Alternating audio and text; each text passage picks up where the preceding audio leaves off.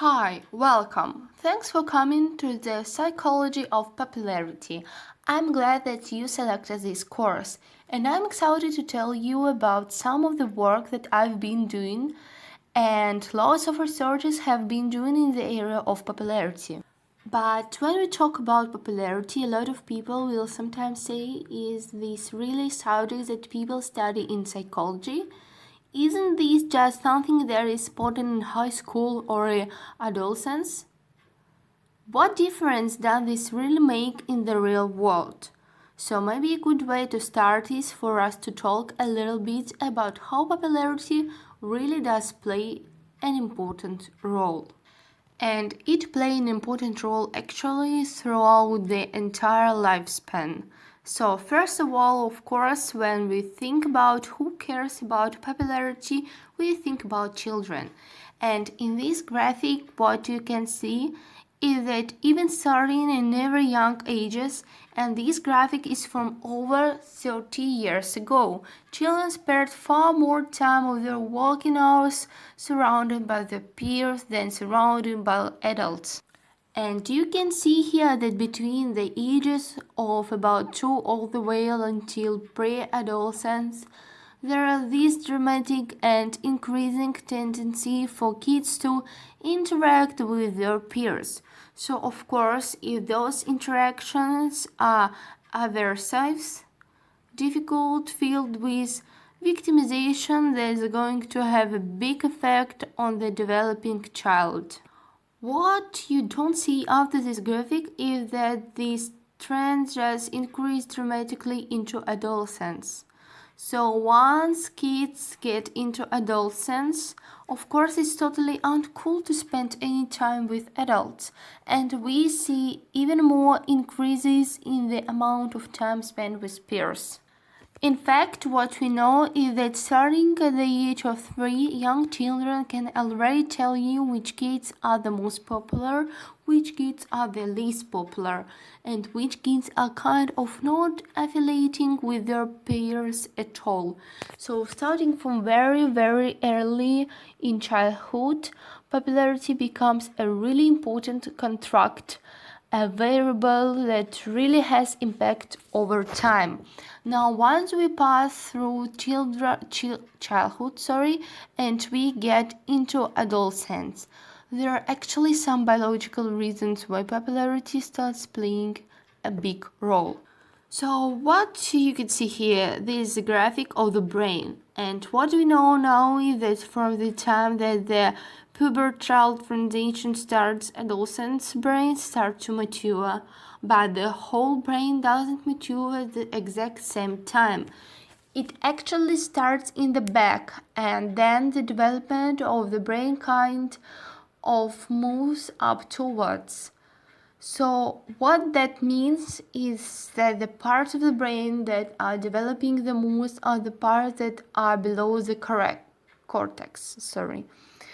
In other words, the parts that are shared with most mammals, and those things are kind of instinctual drives and things that you want for quick rewards.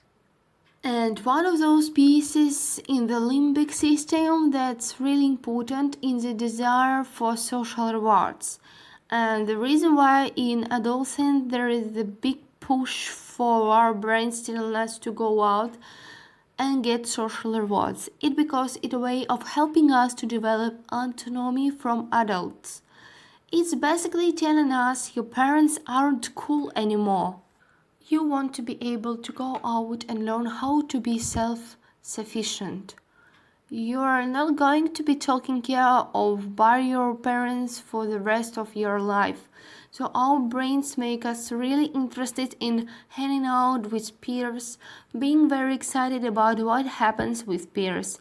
And as a result, we tend to be very interested in whatever we can do to make us want to get rewards for people our age. And simultaneously, we become less interested in adults, so that's totally natural. Unfortunately, all that develops before the part of the brain in the front that helps us to exert control over those impulses and keep us from doing things impulsive. That doesn't develop until later, so we don't really see that happen, which is why in adolescence there is a lot of risk-taking behavior. So that's why we see this huge increase in a desire to do what peers do and care what peers think in adolescence. So that's a big part of what happens as we grow up. And of course, when we think about adolescence, usually we remember the most are not the things that happen with our parents or the things that happen with our courses in high school. But we are really thinking about who was popular, how much was I embarrassed in front of other peers, how much can I make sure that I'm meeting people to be friends with or to date, and that becomes really important. So what about with adults?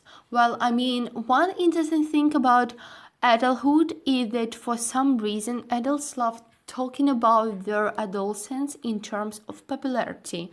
And you look at things that you see on TV or songs or especially movies out there. There are tons of movies that kind of bring us back to those times in adolescence. And we really are talking about peers relationships and friendships. There are reasons why we are really interested in that, and that from nostalgic value. But maybe there's a reason why we also care about popularity as adults. That has to do with present day. If you think about it, there are a lot of ways that in our adulthood life we are still thinking about and probably really affected by popularity, and hopefully that's why you are here. You are here so that way you can get an idea about how popularity is affecting how happy you are today, how successful you are today, and how your relationships are going today. There are a lot of different ways that we see this, and probably now much more than we have seen for decades earlier. We see all this reflected in social media. So social media is really pulling us all back into that adolescent world of caring about who responded to our Facebook likes and posts, and how many Twitter followers we have, and which pictures we put up, and how many people have paid attention to that. It's kind of in a way of playing out this idea of popularity all over again. But it's doing in a way that's explicit and miserable, and there are numbers next to it. And people sometimes even get very hyped up about how often their posts have been paid attention to, or they seem try and get more relationships through social media, so it's affecting us as adults.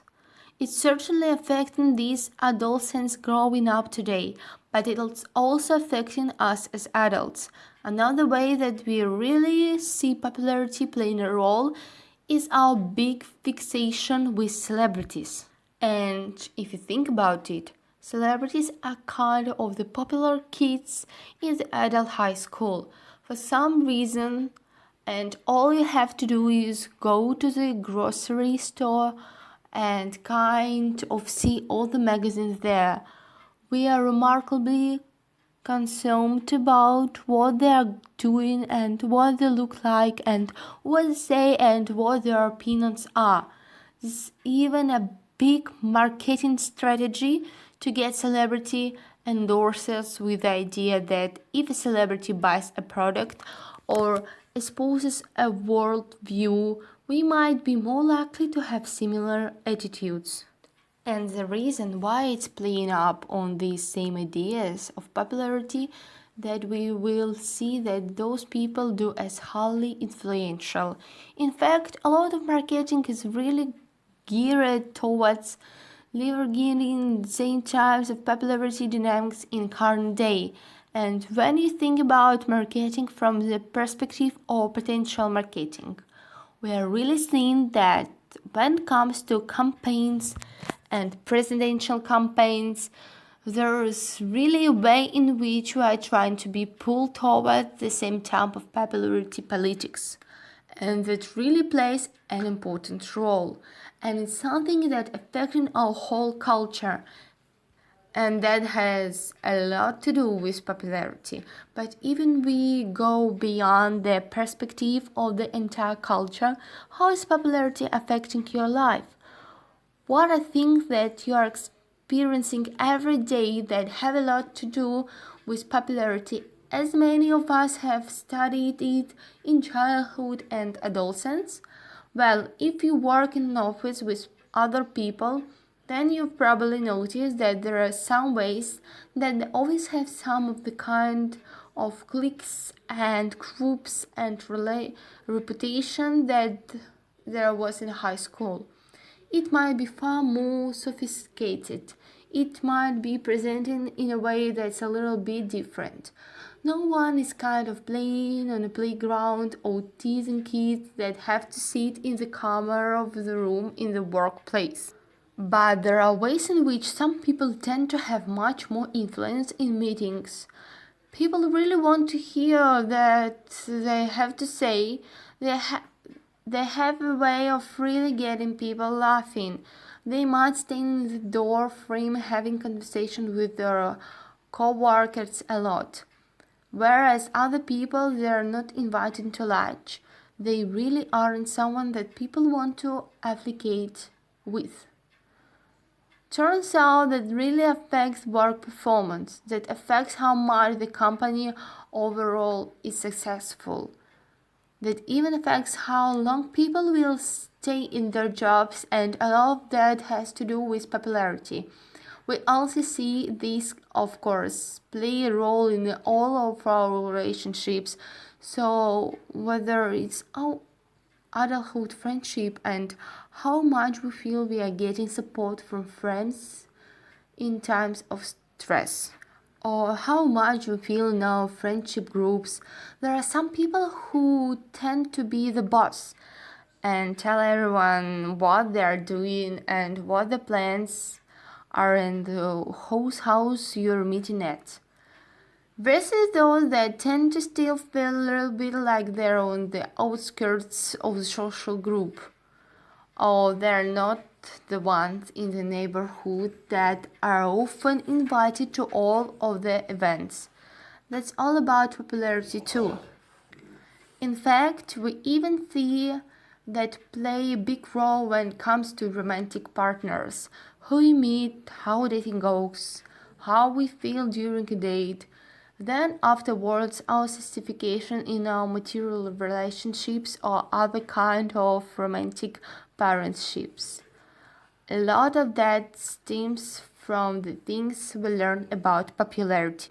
Of course, for those who thought that are parents in our adulthood, we also find that parenting is something really teed into popularity as well. We know that the way that you experience popularity as a child is related to the kind of parent you are. And we also know that it affects your own children's level of popularity and whether they do well at school or if they don't do as well with their peers. We also know that how kids deal with popularity today, especially in the world of social media, is very different than how we all dealt with these things back when we were kids, way before social media even got started. So that's something we are going to talk about as well. So overall, what we are going to talk about for the rest of this course is specifically why popularity is so important. Why is it that this is something that we all seem to care so much about when we are young and it continues to play out in all these different ways in adulthood? We are going to talk also about how we study popularity scientifically. And using that scientific research, what do we know about what predicts who's popular across lots of different settings and across the lifespan, and how popularity predicts our life outcomes overall. And we are going to talk about all of these things over the course of the next few lectures. So thanks again for joining. Really excited that you are here and excited to keep on going with the next clip.